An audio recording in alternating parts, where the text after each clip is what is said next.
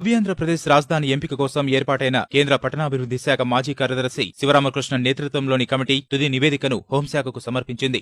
రాజధాని ఎంపికలో భాగంగా 11 జిల్లాల్లో పర్యటించి వివిధ వర్గాల నుంచి 4728 సలహాలు స్వీకరించినట్లు వివరించిన కమిటీ విభజన సందర్భంగా హైదరాబాద్ పై జరిగిన రగడను గుర్తు చేసింది. సూపర్ రాజధాని వద్దే ప్రభుత్వ విభాగాలు అన్ని ఒకే చోట కేంద్రీకరించవద్దని స్పష్టం చేసింది. అభివృద్ధి వికేంద్రీకరణకే ప్రాధాన్యమివ్వాలని తేల్చి చెప్పింది. ప్రభుత్వ కార్యాలయాలను కేంద్రం కేటాయించిన విద్యా సంస్థలను 13 జిల్లాలకు పంపిణీ చేయాలని సూచించింది. రాజధానిని చక్కటి సాగుభూములు ఉన్న విజయవాడ, గుంటూరు ప్రాంతంలో పూర్తిగా కేంద్రీకరిస్తే ఆర్థికంగా, పర్యావరణపరంగా నష్టదాయకంగా పరిణమిస్తుందని కమిటీ అభిప్రాయపడింది. రాజధాని రాష్ట్రం మధ్యలోనే ఉండాలనే నియమం ఏమీ లేదని, తమిళనాడు, కేరళ, మహారాష్ట్ర, పశ్చిమ బెంగాలే ఇందుకు ఉదాహరణని పేర్కొంది. కృష్ణా, గుంటూరు, పశ్చిమ గోదావరి జిల్లాలకు భారతదేశ ధాన్యాగారంగా పేరుందని, అలాంటి చోట సూపర్ రాజధాని ఏర్పాటు చేయడం తగదని హితవు పలికింది. బీజేటీఎం పరిధిలో నిర్మించాలనుకుంటున్న రింగ్ రోడ్ల వల్ల భూముల ధరలు ఆకాశాన్ని అంటి ఆర్థికంగా తీవ్ర పర్యవసానాలకు దారితీస్తుందని హెచ్చరించింది. తద్వారా వ్యవసాయ భూమికి భారీ నష్టం కలుగుతుందని పేర్కొంది.